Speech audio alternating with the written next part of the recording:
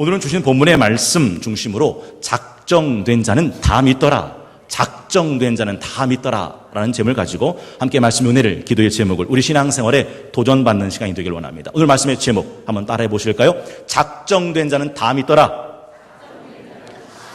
여러분, 오늘 이 말씀에 의지해서 꼭 구원시키고 싶으신 그 영혼들, 그 이름들을 예비신자로 작정하시는 저와 여러분을 다 되시길 주의 이름으로 축원합니다. 오늘 본문을 통해서 몇 가지 영적인 교훈을 함께 나누길 원합니다. 첫 번째는 말씀을 듣는 자가 복되다 하는 것입니다. 한번 따라해 보실까요? 말씀을 듣는 자가 복됩니다. 오늘 본문은요, 바울과 바나바가 비시디아 안디옥이라고 하는 지역에 가서 전도하는 장면입니다. 지금의 비시디아는 지금의 터키 지역을 말해요. 소아시아 지역에 있는 성인데, 이 비시디아 안디옥에서 사도 바울과 바나바가 복음을 전하기 시작했을 때 사람들은 그 복음에 대해서 아주 불쾌하게 생각했습니다. 그런데 그 지역에 있는 이방인들은 달랐어요. 이방인들은 어땠냐면 오늘 본문 42절은 이렇게 시작하죠. 42절과 44절 함께 읽어볼 텐데요. 42절은 이렇게 되어 있습니다. 그들이 나갈새 사람들이 청하되 다음 안식일에도 이 말씀을 하라 하더라. 이보시오 바울 선생, 바나바 선생, 다음 주일에도 오늘 해줬던 이 말씀 우리에게 또 한 번 들려주시오, 이렇게 말을 했다 한 것이죠. 44절에도 이렇게 되어 있습니다. 그리고 그 다음 안식일에는 온 시민이 거의 다 하나님의 말씀을 듣고자 하여 모이니 라고 되어 있어요. 여러분, 사실 신앙의 은혜는요, 말씀을 사모하는 자의 것입니다. 여러분, 말씀을 능력 있게 전하는 것이 중요할까요? 아니면 말씀을 간절하게 듣는 것이 중요할까요? 여러분 생각엔 말씀을 전하는 게 중요하다고 생각하십니까? 아니면 말씀을 듣는 게 중요하다고 생각하십니까? 정답은 둘 다. 그러나 그 중에 하나를 택해야 된다면 말씀을 능력 있게 전하는 것보다 말씀을 간절하게 듣는 것이 훨씬 더 중요합니다. 옛날에 줄탁동시란 말이 있습니다. 줄은 알 속에 들어있는 병아리가 톡톡톡톡 쪼는 것을 줄이라 하고, 탁은 바깥에 있는 어미 암탉이 톡톡톡톡 쪼는 것을 탁이라 하는데, 이 줄과 이 탁이 동시에 일어날 때 알에서 부화된다라는 뜻입니다. 그러나 줄과 탁 중에 어느 것이 중요하냐면 어미가 쪼아주는 탁이 아니라 병아리가 쫓는 줄이 훨씬 중요하죠. 그래서 예수님께서 이렇게 말씀하셨어요. 의에 줄이고 목마른 자는 복이 있나니 천국이 저희 것입니다. 물론 예수님께서도 암탉이 쫓듯 예루살렘아 예루살렘아 예루살렘아 예루살렘아 선자들을 죽이고 내게 파송된 자를 돌로 치는 자여, 암탉이 새끼를 모으려 한 것처럼 내가 너희를 모으려고 했던 적이 몇 번이더냐. 그러나 너희가 내게 나오기를 원하지 아니하였다. 아무리 탁이 있어도 줄이 없으면 결국 예루살렘 성벽은 주 70년 디도장군에서 다 무너져 버렸다 하는 거죠. 그렇습니다. 몰라 무식한 사람 가르치는 것보다 배우려고 하지 않는 사람을 가르치는 게 100배, 1000배 어렵습니다. 그래서 누가 복이 있느냐? 말씀을 들으려 하는 사람이 복이 있다 하는 것이죠. 여러분, 원래 이삭은 죽을 때 자기의 축복을 자기의 장자인 에서에게 주고 싶었습니다. 그래서 에서에게 말하죠. 가서 음식을 해와라. 네가 준 음식 먹고 내가 마지막 힘을 쏟아서 내게 복을 주겠다. 그런데 이 이삭의 복을 받은 사람은 장자 에서가 아니라 사실은 야곱입니다. 왜 그런 일이 일어났냐면 창세기 27장 4절에 보면 재미있는 말씀이 나옵니다. 내가 즐기는 별미를 만들어 내게로 가져와서 먹게 하여 내가 죽기 전에 내 마음껏 내게 축복하게 하라. 이삭이 그의 아들 에서에게 말할 때에 리브가는 이삭의 아내입니다. 리브가가 들었더니 에서가 사냥하며 오려고 들로 나가매 리브가가 그의 아들 야곱에게 말하여 이르되 네 아버지가 네 형 에서에게 말씀하시는 것을 내가 들으니 이르기를. 그렇습니다.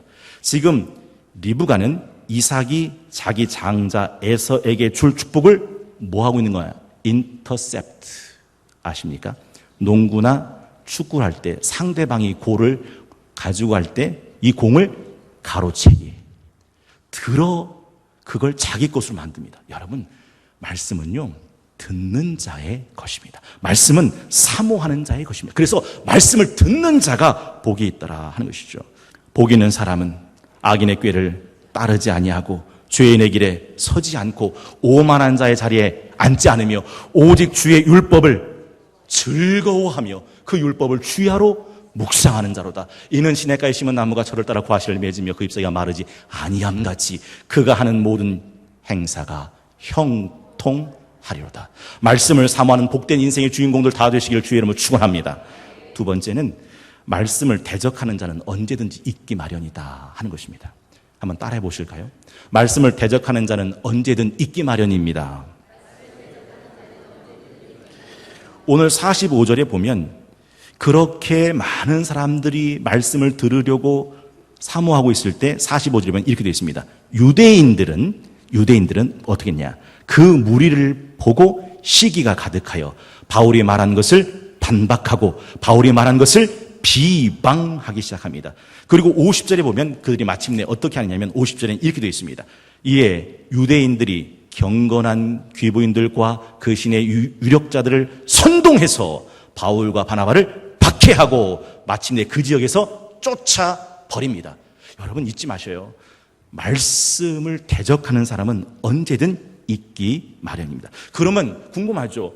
왜 누구는 말씀을 사모하는데 왜 누구는 말씀을 대적할까? 이유가 있습니다. 첫 번째는 말씀의 가치를 모르기 때문입니다. 여러분 예수님께서 뭐라고 말씀하셨습니까? 개와 돼지에게 진주와 거룩한 걸 주지 마라. 왜요? 그 개와 돼지는 그 진주와 거룩한 걸 어떻게 한답니까? 물고 찢고 뜯고 마침내 너를 상하게 한다. 왜 그럴까요? 우리가 그토록 좋아하는 진주를 왜 개와 돼지는 물고 뜯고 찢고 상하게 할까요? 그 값을 모르니까요. 그래서 성경이 이렇게 말씀합니다. 고린도전서 2장 14절 육에 속한 사람은 하나님의 성령의 일들을 받지 아니하나니 이는 그것들이 그에게는 어리석게 보임이요 또 그는 그것들을 알 수도 없나니 그러한 일은 영적으로 분별되기 때문이라. 두 번째, 왜 사람들이 말씀을 대적했을까? 두 번째는 시기했기 때문입니다. 여러분 시기하면 말씀을 대적하는 자가 됩니다. 원래 유대인들은 선민입니다. 하나님의 말씀을 누구에게 줬냐면 유대인에게 줬습니다. 그래서 선민이라 부릅니다. 말씀을 받은 자, 말씀을 맡은 자, 말씀에 먼저 된 자가 유대인입니다. 그러니 복음도 유대인이 먼저 받았어야 됩니다. 그런데 유대인들은 복음을 거절한 겁니다. 유대인들이 거절한 이 복음을 누가 받아요? 이방인들이 받는 겁니다. 이방인들이 지금 그 말씀을 들으려고 온 사람들이 다 몰려오는 걸 보고 유대인들이 어떻게 했답니까? 시기했답니다. 사실 하나님의 일을 하나님의 말씀에는 언제나 대적자가 있어요. 느헤미야가 142년 동안 회파되었던 예루살렘 성벽을 재건할 때 유대 사람들은 그렇습니다. 우리가 예루살렘 성벽을 다시 재건해서 이 수치 당하지 맙시다. 좋소, 옳소, 함께 합시다. 가자! 이렇게 할 때 산발락과 도비아와 세겜이라는 사람은 그 느헤미야가 하고 있는 예루살렘 성벽 재건을 비난합니다. 조롱합니다. 음해합니다. 모함합니다. 대적합니다. 항상 그런 거예요. 항상 그런 거죠. 왜 예루살렘 종교 지도자들이 예수님을 십자가 못 박아 죽은지 아십니까? 예수님께서 이 땅에 오셔서 하나님 나라를 가르치실 때 이스라엘 사람들이 서기관과 대제사장과 이 장로를 따르지 않고 예수님을 따라가는 겁니다. 성경에 보면 그들이 예수를 시기하여 라고 되어 있어요. 이 시기가 결국은 대적하게 만들었더라 하는 거죠. 교회 안에서도 이런 경우가 얼마나 많습니까? 자기는 생각도 안 했으면서 자기는 하려고 해보지도 않았으면서 새로운 사람들이 뭔가를 주의 일을 위해서 선한 사업을 해서 하려고 하면 자기도 안 했으면서 그거 어떻게든 못하게 회방하고 음해하고 모함하고 상처 주는 사람들 얼마나 많이 있습니까? 성경에 보면 마태복음 23장 13절에 화 있을진저 외식하는 서기관들과 바리새인들이여 너희는 천국 문을 사람들 앞에서 닫고 너희도 들어가지 않고 들어가려 하는 자도 들어가지 못하게 하는도다. 여러분 하나님의 말씀 하나님의 선한 일에 대적하는 사람은 있기 마련입니다. 다만 여러분이 그런 자들이 그런 분들이 되지 않기를 주의 이름으로 축복합니다. 세 번째가 영생을 주시기로 작정된 자는 다 믿게 된다는 사실이죠. 한번 따라해 보실까요? 영생을 주시기로 작정된 자는 다 믿게 됩니다. 48절이 그렇게 말씀하고 있습니다. 이방인들이 듣고 기뻐하여 하나님의 말씀을 찬송하며 영생을 주시기로 작정된 자는 다 믿더라. 여러분, 한 가지는 분명히 기억하십시오.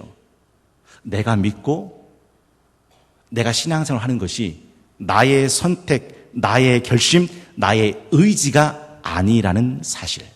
물론 언뜻 보면 내가 선택한 것 같고 내가 결심한 것 같고 내 의지로 여기까지 나와서 내가 예수를 믿는 것 같지만 성경은 그렇게 말하지 않습니다. 에베소 1장 3절에서 12절까지 말씀을 읽을 때 이 말씀 속에 들어있는 하나님의 음성이 여러분의 심령 가운데 들려지길 원합니다. 찬송하리로다. 하나님 곧 우리 주 예수 그리스도의 아버지께서 그리스도 안에서 하늘에 속한 모든 신령한 복을 우리에게 주시되 곧 창세 전에 그리스도 안에서 우리를 택하사 우리로 사랑 안에서 그 앞에 거룩하고 흠이 없게 하시려고 그 기쁘신 뜻대로 우리를 예정하사 예수 그리스도로 말미암아 자기의 아들들이 되게 하셨으니 이는 그가 사랑하시는 자 안에서 우리에게 거저 주시는 바 그의 은혜의 영광을 찬송하게 하려는 것이라. 우리는 그리스도 안에서 그의 은혜의 풍성함을 따라 그의 피로 말미암아 속량 곧 죄 사함을 받았느니라. 이는 그가 모든 지혜와 총명을 우리에게 넘치게 하사 그 뜻의 비밀을 우리에게 알리신 것이요 그의 기뻐하심을 따라 그리스도 안에서 때가 찬 경륜을 위하여 예정하신 것이니 하늘에 있는 것이나 땅에 있는 것이 다 그리스도 안에서 통일되게 하려 하심이라. 모든 일을 그의 뜻의 결정대로 일하시는 이의 계획을 따라. 이게 우리식으로 말하면 엿장수 마음대로란 뜻입니다. 토기장이가 진흙을 갖고 작은 종기를 만들지 큰 사발을 만들지 토기장이가 마음대로 하듯 모든 일을 그의 뜻의 결정대로 일하시는 이의 계획을 따라 우리가 예정을 입어 그 안에서 기업이 되었으니 이는 우리가 그리스도 안에서 전부터 바라던 그의 영광의 찬송이 되게 하려 하심이라. 그렇습니다. 오늘 본문은 이미 영생을 주시기로 작정되어 있었다. 영생은 누가 받습니까? 창세전에 주시기로 작정된 자. 그래서 작정된 자는 다 믿게 된다 하는 것이죠. 물론 이것이 논쟁이 되기도 합니다. 신학적으로는 칼빈의 예정론과 아르미니우스라고 하는 인간의 의지와 선택을 향한 두 신학적 큰 장벽들이 있습니다. 그러나 성경은 하나님의 예정과 섭리를 우리에게 분명히 가르쳐 주죠. 사도행전 16장 14절에 보면 우리가 잘 아는 루디아가 어떻게 하나님을 믿게 되는지를 이렇게 설명해 주고 있습니다. 두아디라시아에 있는 자색 옷감 장서로서 하나님을 섬기는 두아디라라는 한 여자가 말을 듣고 있을 때 주께서 그 마음을 열어 바울의 말을 따르게 하신지라. 루디아의 마음을 하나님께서 여셔서 결국 그 마음에 사도 바울의 전도를 받아들이게 했더라. 여러분, 누가복음 16장에 보면 죽은 부자 이야기가 나와요. 이 부자가 죽어서 지옥에 갔거든요. 음부. 그런데 너무너무 비참한 거예요. 그래서 아브라함에게 이런 부탁합니다. 아브라함이요. 나는 죽어서 어쩔 수 없다지만 내 집에 내 사랑하는 5 형제가 있습니다. 부디 원하옵나니 저기 아브라함 뿐만 아니라 이제는 나사로를 다시 살려보내셔서 내 형제들에게 이곳에 오지 않도록 전도 좀 해주십시오. 이렇게 말해요. 그때 아브라함이 뭐라면 죽은 나사로가 살아서 갈 필요 없다. 죽은 부자 이런 말입니다. 죽은 나사로가 살아서 전도한다면 내 형제들은 믿고 돌아올 겁니다. 이 지옥에 안 올 겁니다. 그때 아브라함이 한 말이 이겁니다. 이미 그들에겐 모세와 선지자가 있느니라. 다시 말해요. 켜져 있는 촛불이 꺼져 있는 불에게 불을 붙이듯 산 사람이 살아있는 사람에게 전도하는 겁니다. 하나님은 이걸 구원의 방법으로 정하셨다. 그 어떤 다른 방법도 없습니다. 그를 영생 주시기로 작정된 자를 믿게 하는 하나님의 방법은 전도뿐입니다. 이것이 하나님의 방법이다 하는 것이죠. 그러니 어차피 작정됐으니 우리가 전도 안 해도 어차피 작정됐으니까 다 믿게 되겠지 라고 하는 그 생각은 몰라도 한참을 모르는 생각이죠.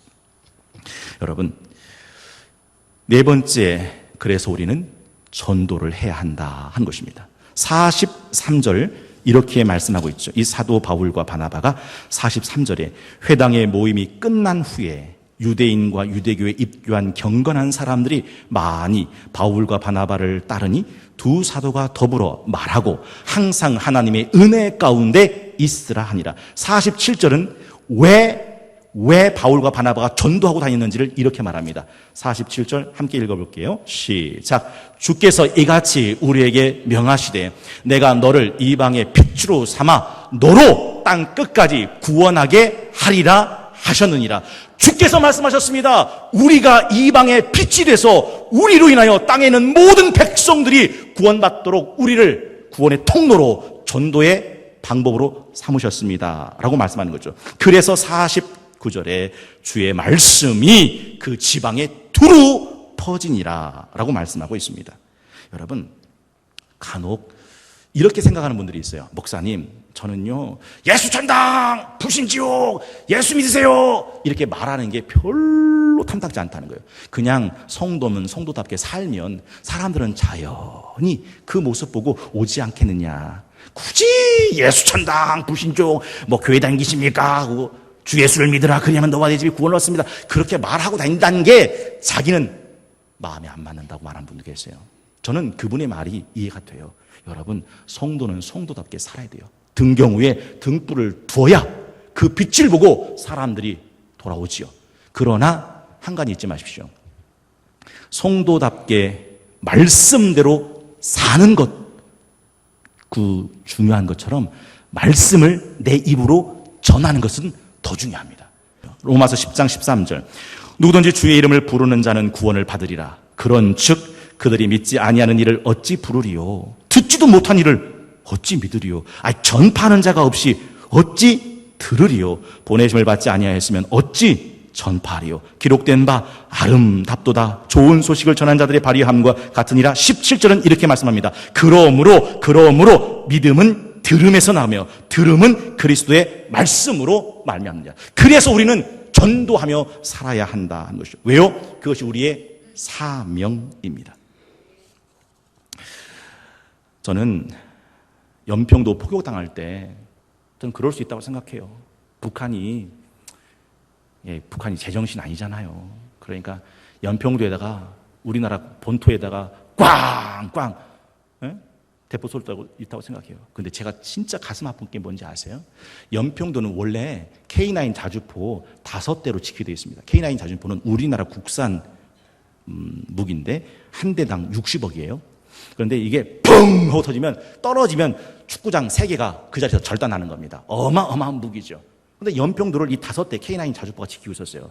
그런데 어느 날 연평도가 포격당할 때 이 K9 자주포가 반격을 해야 되는데 3대가 고장나 있어서 한 방을 못 쏴요. 저는 너무 아픈 거예요. 5대가 일치단결해서 펑펑펑 뭐 반격도 하고 대응 사격도 했다면 얼마나 이렇게 막 억울하진 않을 것 같아. 그런데 3대는 나가지도 않는겨. 왜요? 고장났어. 그때 갑자기 고장났게요? 아니면 고장나 있었는데 안 고쳤던 걸까요? 그런 거예요. 여러분, 베드로전서 2장 9절에 보면 이런 말씀 있습니다. 베드로전서 2장 9절 그러나 너희는 택하신 족속이요 왕같은 제사장들이요 거룩한 나라요 그의 소유가 된 백성이니 이는 너희를 어두운 데서 불러내어 그의 귀한 빛에 들어가게 하신 이의 아름다운 덕을 선포하게 하려 하심이라. 하나님이 얼마나 위대하신지, 예수 그리스도의 복음의 능력이 얼마나 값진지 너 입으로 선포하려고 내가 너를 구원해서 불렀다, 그 얘기예요. 근데 문제는 이겁니다. 우리는 우리 입술로 한마디도 그리스도의 복음을 전한 적이 없다는 거죠. K9 자주포 고장나 있듯, 대응 사격 한 번 못하듯, 반격 한 번 못하듯 내 입술은 한 번도 주 예수를 믿으라. 그리하면 너와 내 집이 구원 얻으리라. 하나님을 만나면 인생의 방황이 끝나고 성동교회를 만나면 신앙의 방황이 끝납니다. 하나님을 사랑하는 자, 곧 뜻대로 부르심을 모든 자에겐 합력해 선이 됩니다. 영혼이 잘됨처럼 범사도 잘되고 강건해집니다. 이렇게 말한 적이 한 번도 없다면 고장나 있는 자주포와 다를 게 없더라 하는 것이죠. 여러분, 전도는요 차차 하는 게 아니에요. 오늘 본문에 보면 43절에 사도 바울이 주일날 예배가 다 끝났습니다. 그게 이제 43절이죠. 회당의 모임이 끝난 후에, 그리고 유대인과 유대교에 있고 한 경건한 사람들이 많이 바울과 바나바를 따라, 아유, 아까 말씀하셨던 거 어떻게 된 겁니다. 어떻게 된 겁니까? 알고 싶습니다. 그러니까 회당 모임 끝났는데 이 바울과 바나바가 어떻게 했답니까? 두 사도가 더불어 말하고 얘기를 더 해준 거예요. 지금 이렇게 물어오는 그들에게 시간을 개의치 않으며 그 자리에서 그리스도의 복음을 풀어주었더라. 전도의 골든타임이 언제인 줄 아십니까? 지금입니다. 한번 따라해 보겠습니다. 전도의 골든타임은 지금입니다. 보라, 지금은 은혜 받을 만한 때요. 보라, 지금은 구원의 날이로다. 어떤 분들이 그래요. 목사님, 다음 주도 있고요. 다음 달도 있고요. 다음에도 있고요. 이번에 해피데이 다음에도 안 할 겁니까? 다음에 또 할 거 아닙니까? 할 겁니다. 한 가지 여쭤볼게요. 분명히 다음에 해피데이 할 겁니다. 혹 여러분도 다음 해까지 살아계실 자신 있으십니까? 성동교회는 해피데이 한다니까요. 다음 주에, 다음 해, 다음 년에. 혹 여러분이 꼭 전도하고 싶은 그 사람이 내년까지 살아있다고 하는 보장이 여러분한테는 있으십니까? 아니요. 없으니까 우리가 지금 전도하고 지금 전하고 지금 말해 주어야 한다 하는 것이죠. 여러분, 그거 잊으시면 안 돼요. 전도를 하다 보면 꼭 이렇게 물어보는 분이 계셔. 목사님, 다 이해가 되는데요. 그러면 이순신 장군하고 세종대왕은 천국 갔어요? 지옥 갔어요? 또 이렇게 물어보네 또. 또 한 번은 제가 아주 그것보다 더 센 질문을 받은 적이 있어요. 신방을 갔는데 어느 집사님이, 목사님, 제 남편이 그래요. 뭐라고요? 구석기 시대 사람들은 천국 갔냐 지옥 갔냐. 세종대왕은 500년 전에 돌아가신 분이고 구석기 사람들은 15,000년 전에 돌아가신 분인데 15,000년까지 막 가더라고요.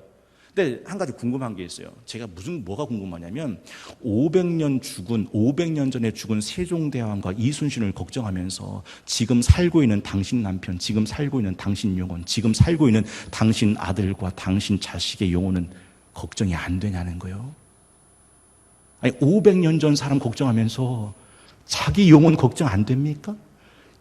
여러분, 우리가 굉장히 중요한 것을 놓치고 있더라 하는 것이죠. 저는 이렇게 생각해요. 하루를 더 산다고 행복한 거 아니에요. 교요 아니에요? 하루 덜 쓴다고, 하루 덜 산다고 불행한 거 아니에요. 교요 아니에요? 하루를 살더라도 예수 그리스도의 복음을 전하고 사는 것, 이게 진짜 행복한 삶인 줄 믿으시기를 주의 이름으로 축원합니다. 이것이 굉장히 중요하다 하는 것이죠. 마지막으로 함께 나누고 싶은 것은 복음은 전하는 자나 듣는 자 모두에게 큰 기쁨이 된다 하는 것입니다. 한번 따라해 보실까요? 복음은 전하는 자나 듣는 자 모두에게 큰 기쁨이 됩니다. 여러분, 48절에 보면 그렇게 복음을 듣던 이방인들에게 무슨 일이 일어났습니까? 48절, 이방인들이 듣고 기뻐하여 하나님의 말씀을 찬송하며 영생을 주시기로 작정된 자는 다 믿더라. 여러분, 사도 바울과 바나바가 유대인들에게 반박당하고 비방당하고 그리고 선동당하고 그리고 지역에서 쫓겨날 때 그 복음을 전한 제자들은 어떻게 되었습니까? 52절, 제자들은 기쁨과 성령이 충만하니라. 그래요. 복음, 전도는 전하는 자나 듣는 자 모두에게 큰 기쁨이 되더라 하는 것이죠. 여러분, 우리 성동교회 1120 해피데이 주일날 바로 그때가 이렇게 큰 기쁨의 날이 되실 수 있기를 주의 이름으로 축원합니다.